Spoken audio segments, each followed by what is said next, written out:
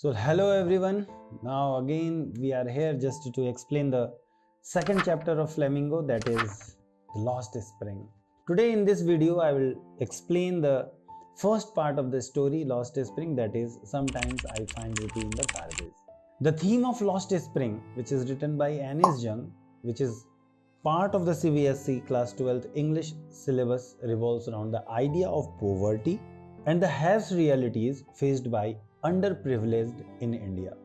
ये story explore करती है टू मेन कैरेक्टर्स के जीवन को, that is Sahab and Mukesh, who live in abject poverty, and Sahab works as a rag picker and Mukesh works as a bangle maker. ये कहानी society के सोशियो इकोनॉमिक डिस्पैरिटीज को हाईलाइट करती है और उन लोगों के स्ट्रगल्स को शो करती है जो पोवर्टी में ऐसे ट्रैप्ड हो जाते हैं कि उस जाल में से निकलना मुश्किल ही नहीं नामुमकिन हो जाता है। This story also emphasises the loss of childhood, innocence and dreams due to their circumstances. इसके अलावा ये स्टोरी चाइल्ड लेबरर्स के प्लाइट को, उनके प्रॉब्लम, उनके दुख को भी रेज करती है एंड लैक ऑफ अपॉर्चुनिटीज को शो करती है। और इन बच्चों को इतनी अपॉर्चुनिटीज भी न मिलने के कारण ये बच्चे मजबूरी में पड़ के इसी तरह के काम क्या, रैग पिकिंग और working as a labour somewhere, mainly ईंट भट्टों में, ढाबों पे चूड़ी बनाने के काम करते हैं। छोटी मोटी कहीं फैक्ट्री लग जाती है तो वहाँ पे काम कर लिया करते हैं। और काम करने के बावजूद भी ये उसी कॉबवेब में घूमते रहते हैं, अपनी पूरी जिंदगी बिता देते हैं, लेकिन वहां से निकल नहीं पाते हैं। So here is the first part of this story, that is sometimes I find a rupee in the garbage. The writer Anees Jung एक दिन एक ऐसे ही घूमते हुए एक बच्चे से पूछती हैं कि तुम ये काम क्यों करते हो। और एनिस जंग अपने बारे में भी बताती हैं कि उस लड़के से मेरी मुलाकात हर सुबह हो जाया करती थी और मैं देखा करती थी उस लड़के को कि he used to scrounge for gold in the garbage dumps। एनिस जंग के पड़ोस में जाकर के ये बच्चा कुछ ढूंढा करता था उस कचरे के ढेर में, और पूछने पे ये बताता है कि I search gold in this garbage. उस गार्बेज में गोल्ड ढूंढने का मतलब क्या था? गार्बेज है, किसी न किसी के घर से निकला हुआ कचरा है, लेकिन for them, for children like साहब, इट इज गोल्ड। गोल्ड का मतलब यहां पर कुछ प्रीसियस थिंग से है, कुछ बहुमूल्य इन्हें मिल जाता है उसी कचरे में, जिससे ये अपने लिए कुछ कर पाते हैं, कुछ खाने को खरीद लेते हैं, कुछ शौक पूरा कर लेते हैं अपना, लाइक दिस। साहब बहुत पहले ढाका से भारत चला आया था। उसे वहां का कोई परिदृश्य याद नहीं है, उसे नहीं पता कि वहाँ पे अब क्या है क्या नहीं है। जैसा कि उसकी मदर उसे बताती है कि पहले वो ढाका में रहा करते थे सभी के सभी, और वहाँ से यहाँ पे चले आते हैं क्योंकि वहाँ पे जितने भी ग्रीन फील्ड्स थे इनके, कई स्टॉर्म्स आ जाने की वजह से वहाँ पे कुछ बचा नहीं, पूरा का पूरा खेत, इनका घर, सब कुछ बर्बाद हो गया। और जैसा कि साहब की माँ उसे बताती हैं कि ये वहाँ पर रह सकते थे, लेकिन वहाँ खाली पेट रहने से बढ़िया था कि कहीं एक ऐसे जगह चले आए जहाँ हमें कुछ खाने को मिल जाए। सो दे शिफ्टेड हियर। वो कहता है साहब से, जब एनिस जंग पूछती हैं कि तुम ये क्यों करते हो, मतलब कचरा चुनने का काम क्यों करते हो, तो साहब बड़े सिंपली ये बता पाता है कि इसके अलावा मेरे पास काम ही क्या है, हम क्या कर सकते हैं। मजाक के लहजे में कहती हैं एनिस जंग, स्कूल क्यों नहीं जाते हो, स्कूल जाया करो ना। तुरंत वो रियलाइज भी करती हैं कि मैंने एक अजीबोगरीब सी एडवाइस नहीं दे दी इस बच्चे को कि गो टू स्कूल। उस बच्चे के पास खाने के लिए भी नहीं है, पूरा शरीर भी ढंग से ढका हुआ नहीं है, और Anees Jung was suggesting him to go to school. How this could be possible? उन्हें तुरंत समझ में आ जाता है कि शायद मैंने कुछ गलत एडवाइस दे दिया इस बच्चे को। साहब को पता था, सीधे सीधे कहता है कि मेरे आस पड़ोस में तो कोई स्कूल है ही नहीं, और जब वो बनाएंगे ना स्कूल, यहाँ पे वो मीन्स गवर्नमेंट और द अथॉरिटीज, तो मैं जरूर जाऊंगा स्कूल। और एनिस जंग फिर से एक हाफ जोकिंग मैनर में वो ये बात कह जाती हैं कि अगर मैं स्कूल स्टार्ट करूं तो विल यू कम। बहुत ब्रॉड सा स्माइल लेकर के साहब कहता है कि हाँ बिल्कुल जरूर आएंगे। और कुछ दिनों के बाद फिर से मुलाकात होती है। उस टाइम तो वो कह करके चला जाता है कि ठीक है जरूर आएंगे, लेकिन जब दोबारा से मुलाकात होती है एनिस जंग के साथ तो साहब वहीं खड़ा सामने और पूछता इज योर स्कूल रेडी। शर्म आती है एनिस जंग को कि शायद मैंने कुछ गलत ही कह दिया क्या, और वाकई में गलत तो कहा था उन्होंने। अपनी बात को समेटते हुए ये यही बात कह पाती हैं कि देखो इतने जल्दी स्कूल नहीं बनता है, it takes long time to construct a school. उन्हें ये बात भी पता है कि मेरी जो प्रॉमिस थी ना वो फेक थी, लेकिन इस बच्चे पे उसका कोई असर नहीं पड़ेगा, कोई फर्क नहीं पड़ेगा। क्यों? क्योंकि ये पूरे जीवन एक ऐसी ही दुनिया में रहते हैं जहां पे everyone makes fake promise to these kind of people. 1 महीने बीत जाते हैं और साहब से लगभग डेली एनकाउंटर होता रहता है एनिस जंग का। एक दिन वो उससे पूछती हैं नाम क्या है तुम्हारा? बड़े खुश होकर के बताता है साहब आलम। उसको अपने नाम का मतलब तक नहीं पता है।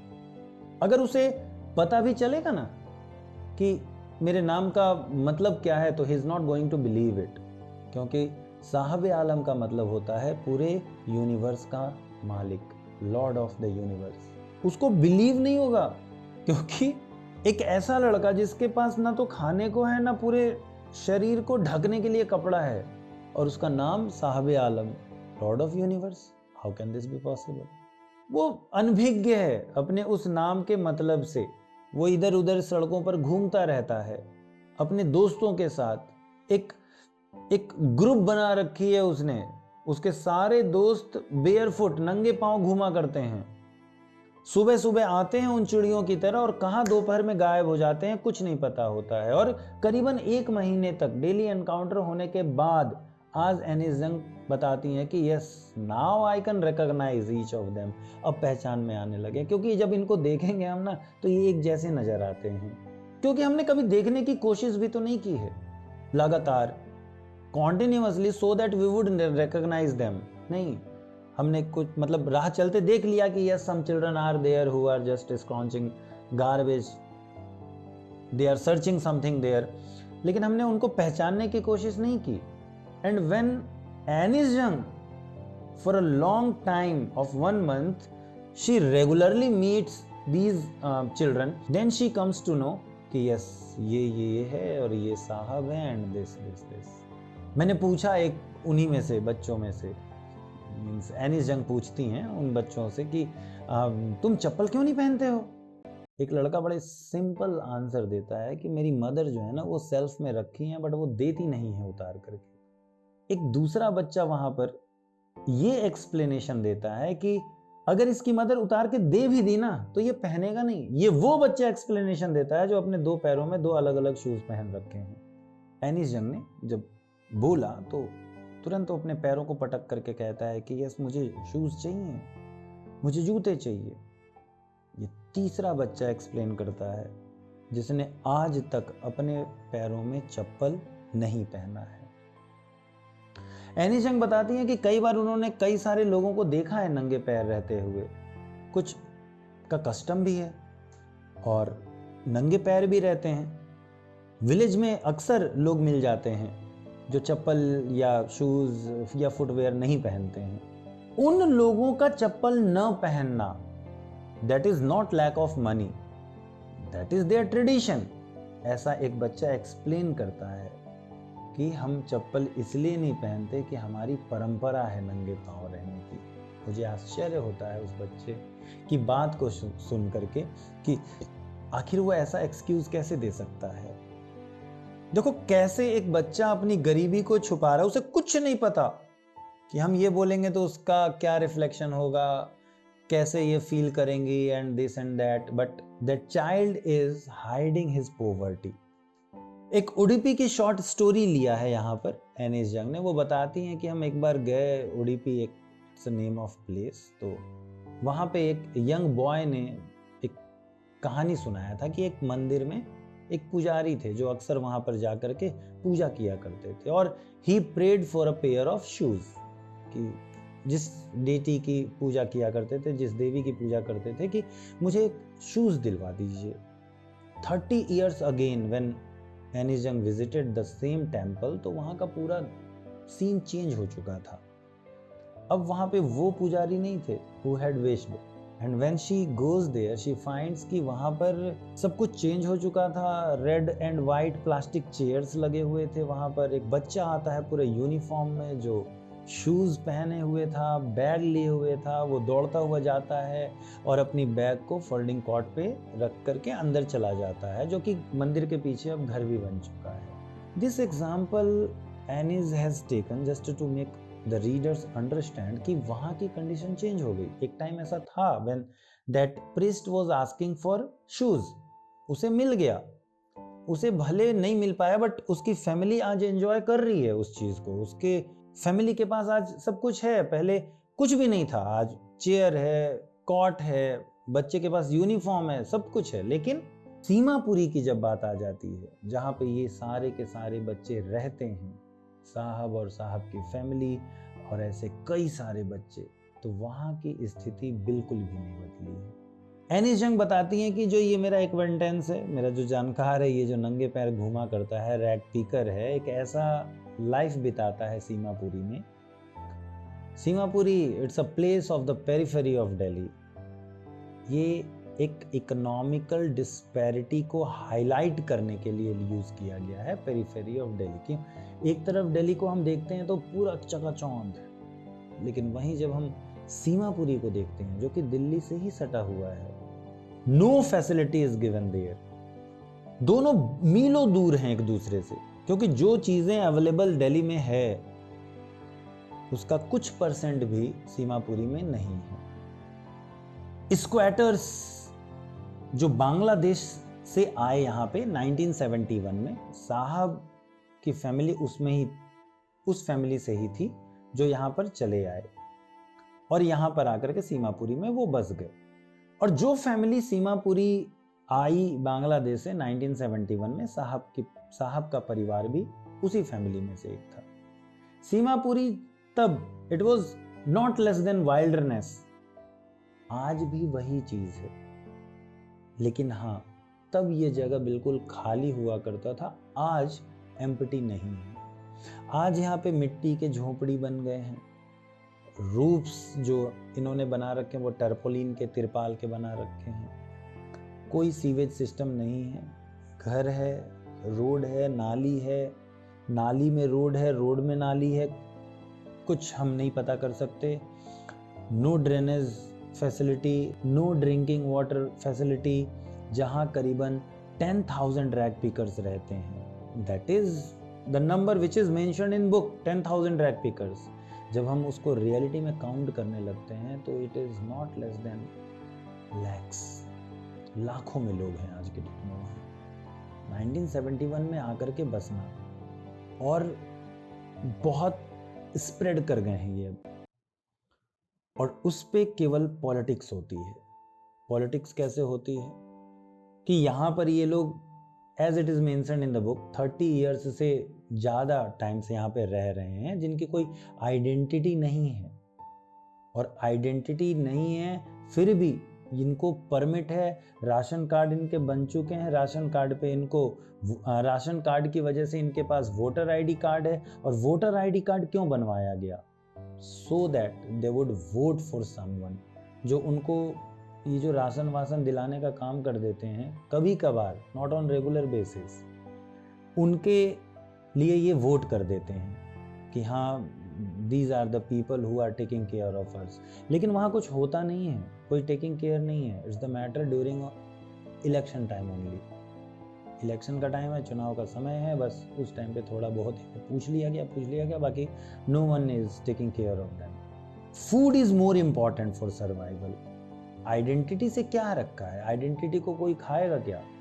लेकिन इन जैसे लोगों को खाने की ज़रूरत है, भूख लगती है तो फीड करना है अपने आप को। लेकिन यहाँ पर आइडेंटिटी दे करके हम किसी को यहाँ रख नहीं सकते। और एक ग्रुप बैठी हुई है वहाँ पर, कुछ फीमेल्स हैं, कुछ औरतें वहाँ पे बैठी हुई, वो ये बात कहती हैं कि अगर एक टाइम का भी खाना हमें यहाँ पे मिल जा रहा है ना भरपेट, तो वहाँ भूखे रहने से बढ़िया है कि हम यहाँ आधे पेट ही खाना खा करके कम से कम सोने को चले जाएं। सब कुछ था वहाँ पे, बांग्लादेश की बात कर रहे हैं, सब कुछ था वहाँ पर, नदी, फील्ड्स, ग्रीन फील्ड्स, लेकिन वहाँ हम लोगों को उस स्टॉर्म के बाद कुछ भी हमारे लाइफ में नहीं बचा। और तब हम लोग यहाँ चले आए, और यहाँ आने के बाद हमारे पास अगर कुछ काम था या हम कुछ कर सकते थे तो वो कचरा चुनने का काम करते थे, और तब से यही काम चलता चला आ रहा है।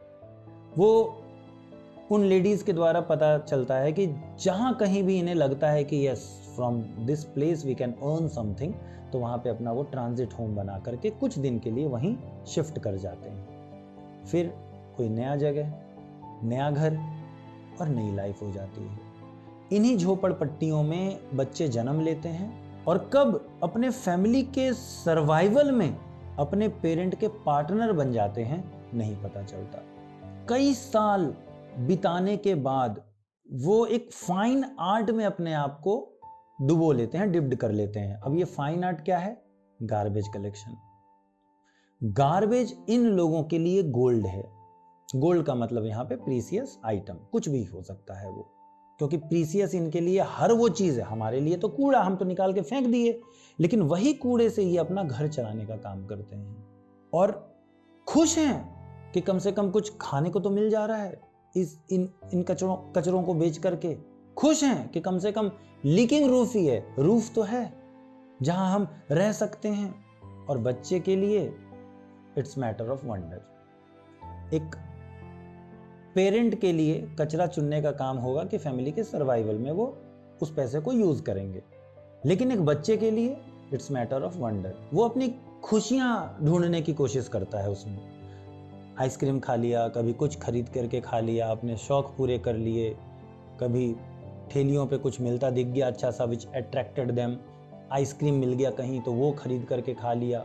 2 रुपए, 4 रुपए, 5 रुपए कुछ भी बेच करके, कूड़ा बेच करके जो भी पैसे मिले उससे वो ऐसे कर लेते। लेकिन पेरेंट के लिए ये डिफरेंट हो जाता है। तो this can be asked in examination कि the same thing how different for these two, children के लिए और पेरेंट के लिए। साहब की आंखें चमक उठती हैं जब वो ये कहता है कि I sometimes find a rupee, even a 10 rupee note. कई बार ऐसा हो जाता है, बताया ना, अभी कचरा वचरा चुन करके कभी कुछ ज़्यादा पैसे कमा लिए, ज़्यादा पैसे बना लिए, तो साहब बड़ा खुश हो जाता है ये बात बताता है तो।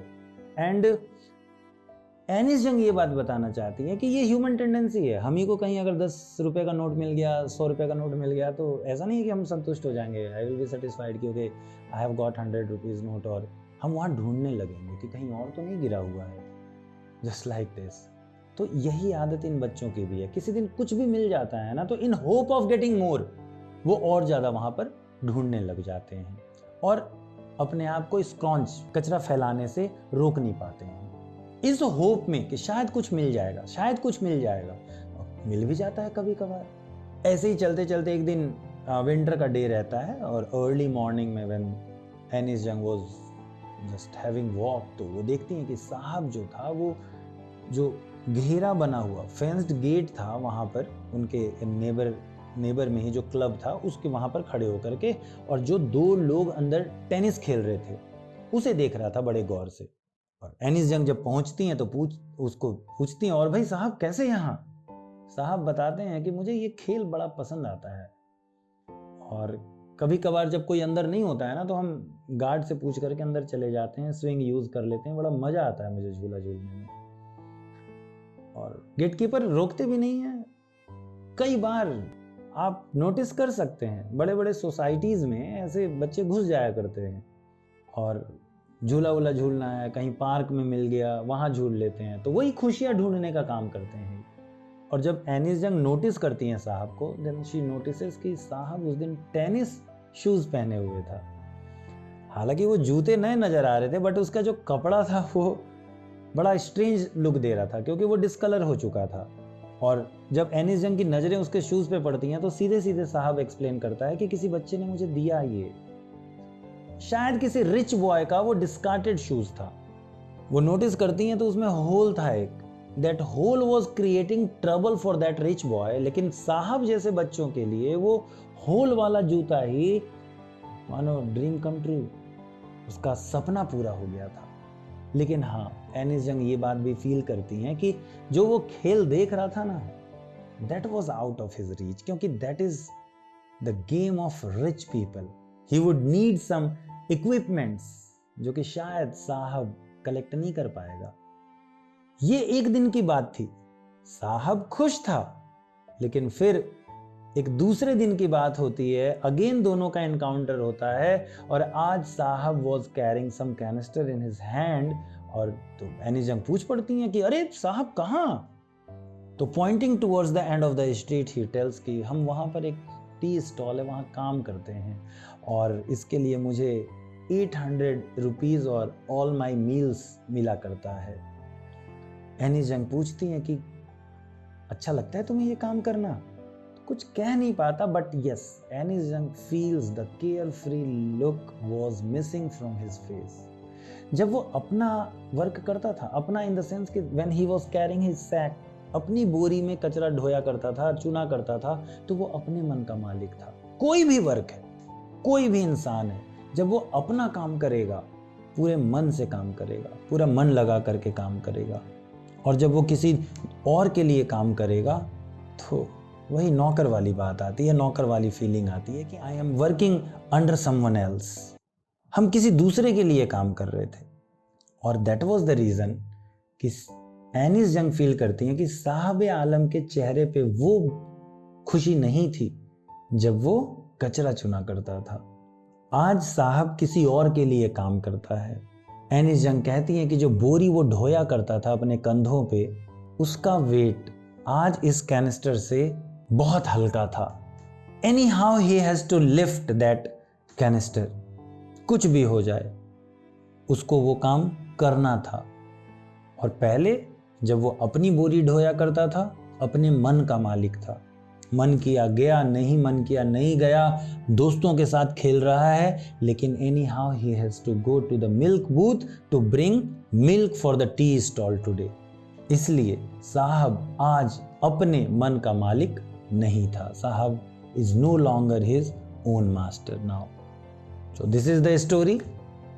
कैसा लगा? Must be mentioned in the comment box. And this is the end of first part. So for the second part of this story, I want to drive a car. Wait and watch again in our new video. Namaste.